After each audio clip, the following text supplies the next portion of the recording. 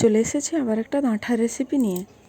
আজকের রেসিপিটা দেখতে তো বেশ সুন্দর লাগছে, দেখতে যেরকম লোভনীয়, খেতেও খুবই টেস্টি। যারা ডাঁঠা খেতে ভালোবাসো তাদের তো ভালো লাগবেই, আর যারা ভালোবাসো না তারা একবার হলেও খেয়ে দেখবে, আশা করছি ভালো লাগবে। কড়াইতে জল দিয়ে হলুদ লবণ দিয়ে ডাঁঠাটা প্রথমে সেদ্ধ করে নিব। রেসিপিটা কেমন লাগলো অবশ্যই কমেন্টে জানাবে, এবং কে কোথা থেকে দেখছো সেটাও কমেন্টে জানাবে, তাহলে আমি ধন্যবাদ জানাতে পারবো। নেড়ে চেড়ে এইভাবে দেখবো সেদ্ধ হয়েছে কি না। 80% সেদ্ধ করে নিব, বাকিটা ভাজা করতে করতে সেদ্ধ হয়ে যাবে। সেদ্ধ হয়ে গেছে, এবার তুলে নিচ্ছি।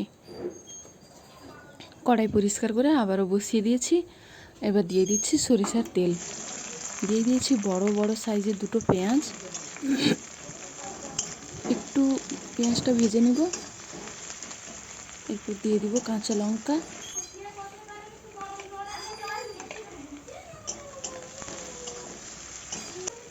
দিয়ে দিচ্ছি টমেটো। টমেটোটা এখানে একটু বেশি লাগবে, আমি এখানে 3টে বড় বড় সাইজের টমেটো দিয়েছি। দিয়ে দিচ্ছি পরিমাণ মতো লবণ, হলুদ। এবার দিয়ে মশলাটা একটু কষিয়ে নেব। এবার দিচ্ছি 1 চামচ লঙ্কার গুঁড়ো। যেহেতু আমরা একটু লঙ্কা খাই তাই একটু লঙ্কা বেশি দিয়েছি, তোমরা তোমাদের পরিমাণ বুঝেই দিবে। ভালো করে মশলাটা কষানো হয়ে গেছে, এবার দিয়ে দিচ্ছি ডাঁটা দিয়ে আর একটু ভালো করে কষিয়ে নেব। এইভাবে কষাতে কষাতে ভাজা ভাজা টাইপের হয়ে যাবে। জল এখানে একেবারেই ব্যবহার করিনি, আমি সমস্ত মশলাগুলো বেশি করে ভাজিনি, তাই জন্য ডাঁটার গায়ে সব মশলাগুলো লেগে লেগে থাকছে। তোমরাও এইভাবে করবে, ভালো লাগবে। ডাঁটা ভাজা হয়ে গেছে, এবার তুলে নিচ্ছি।